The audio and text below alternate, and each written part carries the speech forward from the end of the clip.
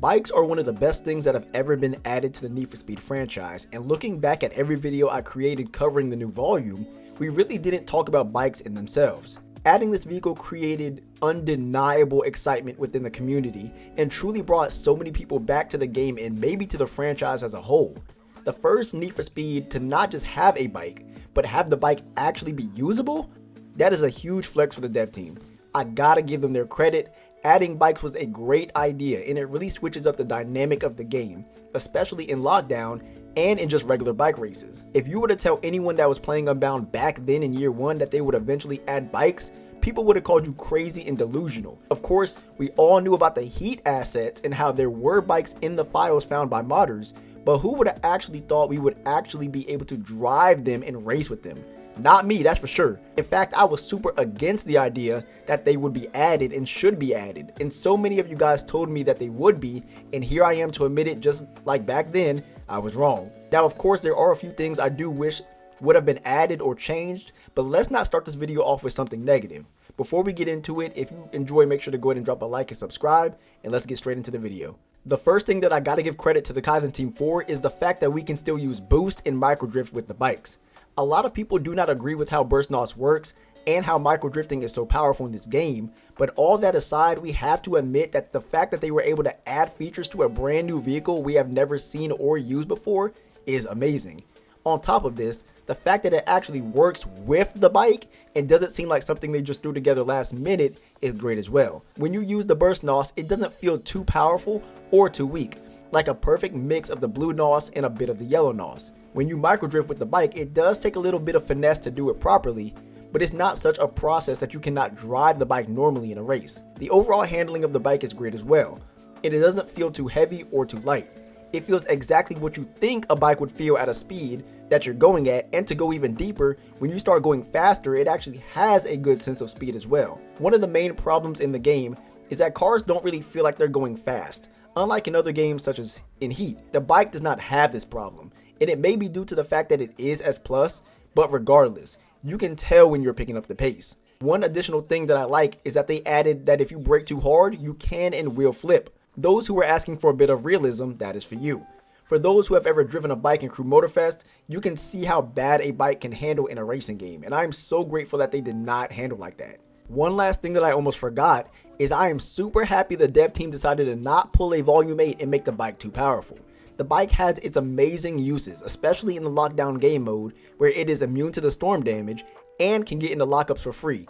But in return, it can get pushed around very easily, can't build up boost as easily as cars can, and is pretty weak when taking damage. I know a lot of players appreciate this because ever since the release of the R8, the Lotus, and now the Integra, the player base has been very weary of any new car that may be added post-Kaizen. However, this bike can still be beaten by a few of the top S+ competitors such as the Regera, 911, and the Lotus, limiting the effectiveness it may have when racing those cars in lockdown races, as well as when just actively driving around the free roam world. Just because someone is on a bike doesn't automatically mean game over, and for all the meta haters out there, you can finally breathe a little bit easier. But speaking of the handling, one thing I do have to pick at is the fact that the bike does start to do a full drift when turning at speed, as opposed to doing the mechanical thing where the driver leans towards the ground to achieve their desired angle. I think that if this were the mechanic that were introduced for turning with the bike, it would have been closer to the touch of realism people want, as well as giving a nice feeling to players of risk and reward when racing. I bring up risk and reward because for those who know about bike racing in real life, if a racer drops too low and does not have the proper speed and angle, they will start flipping. Imagine that when racing. You have to properly lean to maintain not just the correct speed, but also to achieve the best line possible. The skill gap would be increased, yes, but it would create another area of what racers could grind to be really good and separate them from the rest. A competitive nature. I do feel as well that it was a missed opportunity that the bike cannot be customized with handling settings that could apply differently to each player that uses it. What I mean by this is, you know how every single car in the game can be adjusted for grip or drift via a percentage bar? The bike does not have this, and it in fact feels like it's straight neutral, which some players may like, but a majority most likely do not. I cannot for the life of me understand why the dev team did not add this to the game when they added adjustable handling for the cop cars. And like the bike, those were assets added in after the vanilla game and cannot be driven in free roam. I'm sure a lot of players would want their bike to be 100% drift or 100% grip, especially when putting into consideration that players have adapted and created their unique playstyles over the life cycle of this game. I understand that time may have run out, but the assets that are used for the handling are already in the game. Why not include those for the bike and give us the option to have drift and grip, have different types of tires, and also different types of suspension? There are a multitude of different ways to play Lockdown and a bunch of different biomes to traverse. Why not give players the freedom of creating their own personal bike that drives how they want it to drive? Looking around the Reddit, there are people who are upset that the way the bike handles cannot be changed in the vanilla game. It's understandable, especially if they have come from using something as fluid as the R8. Things like this need to be thought of when making big changes, such as adding a brand new vehicle into the Need for Speed world. The next big thing are the races. Is it just me, or does it feel like the races that you can use the bike in are not really designed for them at all? For a lot of the races in the game, you can tell when they were just added to a tier of vehicle randomly because the cars will feel too fast for them and the handling in order to complete the races will be weird. For example, take the race Tourist Trap. That race is usually in the lowest tier B, but can be raced in higher tiers, resulting in cars feeling too fast for the track, traffic being in weird spots, and having to handle your car in a weird way. This fits in with the bikes because a lot of the tracks you can race on in the bike playlist feel that way as well. It is clear that all they did was just enable the bikes to be ported over to the S Plus tracks, but I feel if they were going to add a vehicle with a different handling model, like the bike, then they should have at least added tracks that can be used with that different handling model, as opposed to reusing the same tracks and having players struggle. I am 100% grateful that the bike can be used in races at all, but that does not take away from the fact it can be a little awkward to race on tracks with limited mobility and having to take very weird angles when new tracks could have been designed and dropped with the bike to enable racers to actually use the bike to its full capabilities. There does not have to be a huge addition of new races and playlists. Simply adding even 3 to 4 playlists with bike exclusive tracks would have been plenty. As for only enabling bikes to be with other bikes, I do think this was a great idea, even though a lot of the community does not feel that way. When driving a bike, it handles different and also has a different space around it where it interacts with collision and traffic differently. I do not think that, for one, the bike was really designed to be raced with cars on the same track, and 2, I think having both on the same track would cause more problems than what we think. Going back to number 1, I don't think bikes were really designed to race with the cars due to what happens in lockdown races when you do race with them. It feels very awkward, and the amount of space that is on the track doesn't really seem to be able to accommodate for both bikes and cars. Remember that bikes need more room than the cars do, due to them not being able to take angles as sharply in the way they move about in general.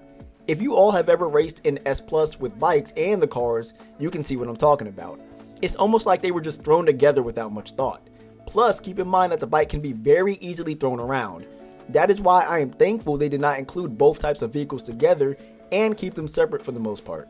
As for the final thing, let's talk about the elephant in the room and why bikes are only exclusive to Lockdown in the mentioned bike-only races. That has to be one of the most obvious missed opportunities for the dev team and a final bang for Team Kaizen. I have yet to see a valid reason on why they could have not added these bikes to free roam. The asset already exists in the same world with the same traffic and buildings, which is in Lockdown. Why can't we have that same experience in free roam, except cops are not chasing us all over the place?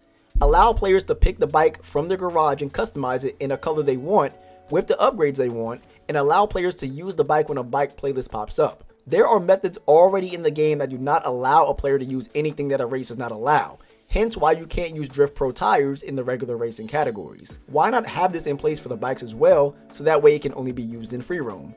The community would be ecstatic for something like this.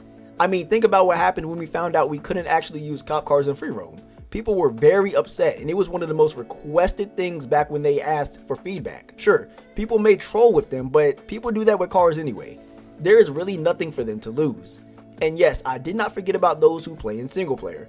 Why is the bike not added in single player either?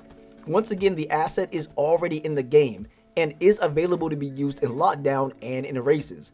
How hard could it be to add an additional slot in the garage for the bike? Anyway, I want to end this video off by saying it was fantastic for the team at Criterion to take a huge risk like this, and for the first time add a bike to Need for Speed. Unbound will now go down in history for at least being the first for one thing, and that's it. I can still remember when the bike was first shown, and the amount of excitement that followed within the community is something that I haven't seen since the actual release of the game. And even then, it wasn't truly on that level. Once again, Fat W's to Criterion and the team behind Kaizen. You all deserve your props for this. Let me know how you all feel about this in the comments, and I hope you guys enjoyed the video.